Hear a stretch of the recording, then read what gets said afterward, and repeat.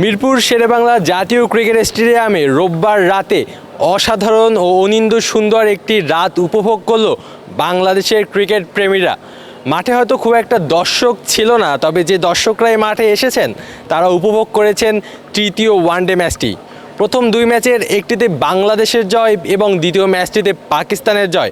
তারপর আজকের home of গ্রাউন্ডে 11 রানের জয়ের সাক্ষী হলো বাংলাদেশ এবং সিরিজটা নিজেদের করেই নিল। 2015 সালের পর 2026 দীর্ঘ 11 বছর পর আরও একবার পাকিস্তান পেল সিরিজ হারে দুঃসংবাদ বাংলাদেশের মাটি থেকে। 2015 সালের সেই সিরিজে 3-0-তে বাংলাদেশ জিতল, এবার 2-1-এ জিতে নিয়েছে। আজকের ম্যাচটা আসলে খুবই আনপ্রেডিক্টেবল ছিল, কে জিতবে আসলে শেষ পর্যন্ত বোঝাই যাচ্ছিল না।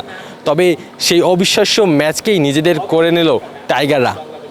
প্রথমেই তানজিদ হাসান তামিম যেভাবে ব্যাটিং করেছেন সেভাবে মনে হচ্ছিল 300 রান অনায়াসেই পার করবে বাংলাদেশ, তবে সেটা শেষ পর্যন্ত হলো না, কারণ ডেথ ওভারে বাংলাদেশের ব্যাটাররা সেভাবে রান করতে পারে না। তবে বোলিংয়ে বাংলাদেশের বোলাররা ছিল অসাধারণ, অনবদ্য, দুর্দান্ত। আপনি যেভাবে তাদেরকে বিশেষণ দেন না কেন খুব কমই হবে। তাসকিন আহমেদ গুনে গুনে 4টি উইকেট পেয়েছেন, মুস্তাফিজুর রহমানের ঝুড়িতেও রয়েছে 2টি উইকেট। তাছাড়া নাহিদ রানাও ছিলেন দুর্দান্ত। বাংলাদেশের পেসাররা আজকের এই স্পোর্টিং উইকেটকে কাজে লাগিয়ে রীতিমতো পাকিস্তানের ব্যাটারদেরকে নাজেহাল করে দিয়েছেন। শুরুতেই 5 উইকেট হারিয়েছে পাকিস্তান 100 রান পার করতে না পারার আগেই। তারপর সালমান আলী আগা, অনেকে হয়তো বলতেই পারেন যে সালমান আলী আগা হয়তো দ্বিতীয় ম্যাচে যে রান আউটের বদলা নিয়েছেন তৃতীয় ম্যাচে, দুর্দান্ত একটা সেঞ্চুরি করলেন, একেবারে শেষ পর্যন্ত এই ম্যাচটাকে নিয়ে গিয়েছিলেন, তবে পাকিস্তানকে আর জেতাতে পারলেন না। আগা হয়তো আফসোস করতেই পারেন, তবে নিঃসঙ্গ শিরোপাই ছিলেন বলা চলে, খুব একটা সাপোর্ট পাননি। আব্দুস সামাদ এবং সাদ মাসুদ তাকে কিছুটা সঙ্গ দিল। শেষ পর্যন্ত অধিনায়ক শাহিন শাহ আফ্রিদি 37 বলে 37 রানের একটি লড়াকু ইনিংস খেলেন, যেটা আসলে পাকিস্তানকে জয়ের দ্বার প্রান্তে নিয়ে যেতে সক্ষম হয়নি। শেষ মুহূর্তে রিশাদ হোসেন বুদ্ধিদীপ্ত একটি রিভিউর মাধ্যমে দারুণ একটি উইকেট তুলে নেন এবং সেখান থেকেই কিন্তু বাংলাদেশের ম্যাচটা অনেক বেশি গতিপথ খুঁজে পায়।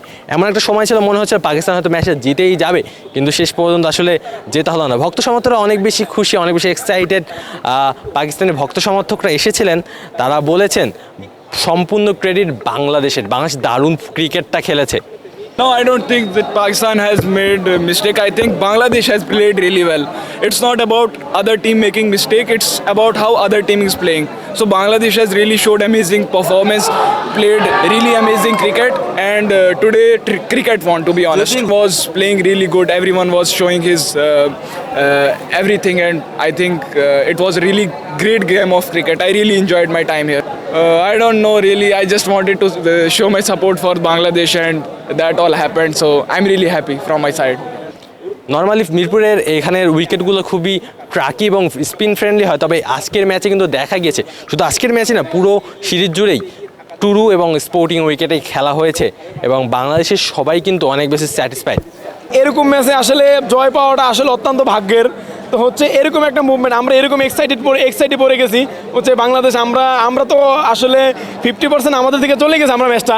তো হচ্ছে শেষ মুভমেন্টে যখন হচ্ছে 3 ওভারে 34 রান লাগে, তখন ওই মুভমেন্টে আমরা অনেক ডিপ্রেশনে পড়ে গেছি, আমাদের থেকে ম্যাচটা চলে যাচ্ছে। তাসকিন ভাই এই মুভমেন্টে এসে আমাদের এক কথায় বলতে হয়, তাসকিন ভাই অসাধারণ বল করছে এবং আমাদের ম্যাচটা জয় এনে দিয়েছে।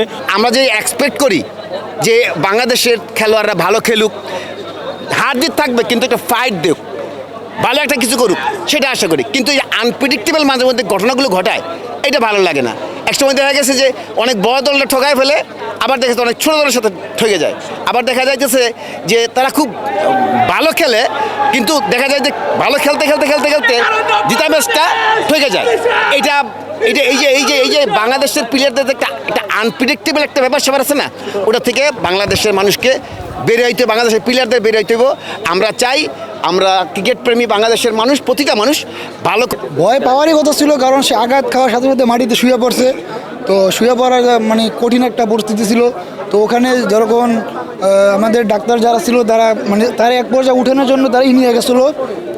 তো একটা পর্যায়ে সে উঠছে ইনশাল্লাহ, তো আমাদের ওরকম কনফিডেন্স ছিল না যে উঠতে পারবে। তো ভাবছিলাম যে একটা বল অন্য বলার দিয়ে করাতে হবে, কিন্তু সে উঠতে পারছে, আমরা আল্লাহর কাছে লাখো কোটি শুক্রিয়া।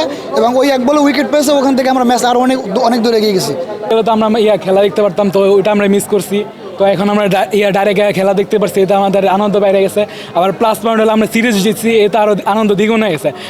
মাঝে টি-20 বিশ্বকাপে বাংলাদেশের খেলা হয়নি, তাতে কি আসে যায়? এই যে 99 পর সিরিজ শুরু এবং সেই গত 4 দিন যাবৎ 3 ম্যাচের একটা সিরিজ বাংলাদেশ খেললো, সেখানে ভক্তরা কিন্তু খুবই আশাবাদী যে বাংলাদেশ ভালো কিছুই করবে সামনে। অনেকে প্রত্যাশা ব্যক্ত করেছেন আগামী মাসে যখন নিউজিল্যান্ডের অ্যাগেনস্টে বাংলাদেশ আবারও সিরিজ খেলবে, সেখানেও ভালো কিছুই করবে। সামনের বছরে রয়েছে ক্রিকেট বিশ্বকাপের সবচেয়ে বড় আসর, ওয়ানডে বিশ্বকাপে সাউথ আফ্রিকার মাটিতে বাংলাদেশ খেলবে। এ কথা বারবার আসলে বলছি, তবে বলার কারণটাও আছে, কারণ এখানে প্রত্যেকটা সিরিজ এখন ইম্পর্টেন্ট। বাংলাদেশ যেমন একটা দারুণ কম্বিনেশনে ব্যালেন্স একটা টিম সাজাতে পারবে, ঠিক তেমনিভাবেই বিশ্বকাপে কোয়ালিফাই করার জন্য প্রত্যেকটা সিরিজই বাংলাদেশের জন্য ইম্পর্টেন্ট। মেহেদী হাসান মিরাজ অসাধারণ ক্যাপ্টেন্সি করেছেন, তার ক্যাপ্টেন্সি নিয়ে অনেক বেশি সমালোচনা হয়েছে। তবে প্রথম ম্যাচে পারফর্ম করা, দ্বিতীয় ম্যাচে হয়তো বাংলাদেশ খুব একটা ভালো করতে পারেনি, তবে যাও করেছে তাও কম কিসে। স্পেশালি বোলিং সাইড তো দারুণই ছিল, যদিও ব্যাটাররা দ্বিতীয় ম্যাচে ভালো করতে পারেনি। তবে দিন শেষে থার্ড ম্যাচেও বাংলাদেশ ঘুরে দাঁড়িয়েছে, রেকর্ড গড়েছেন তানজিদ হাসান তামিম। অনেক ভক্তরা আসলে 2015 সালের তামিম ইকবালের প্রতিচ্ছবিও খুঁজে পেয়েছেন তানজিদের ব্যাটিংয়ের মাধ্যমে। সব মিলিয়ে বাংলাদেশের ভক্ত সমর্থকদের জন্য দারুণ একটি দিন, এবং পাকিস্তানের সমর্থকদের জন্য একটি হতাশার গল্পই রয়ে গেল মিরপুরের এই হোম অফ গ্রাউন্ডে। নিশ্চয়ই পাকিস্তানি ভক্তরা খুব শীঘ্রই এইখান থেকে মুভ অন করে সামনে এগিয়ে যেতে চাইবে, আর বাংলাদেশ এই জয়ের ধারাটা অব্যাহত রাখবে সামনের সিরিজে। মিরপুর শেরে বাংলা জাতীয় ক্রিকেট স্টেডিয়াম থেকে আলু আসি তালুকদার, অন ফিল্ড।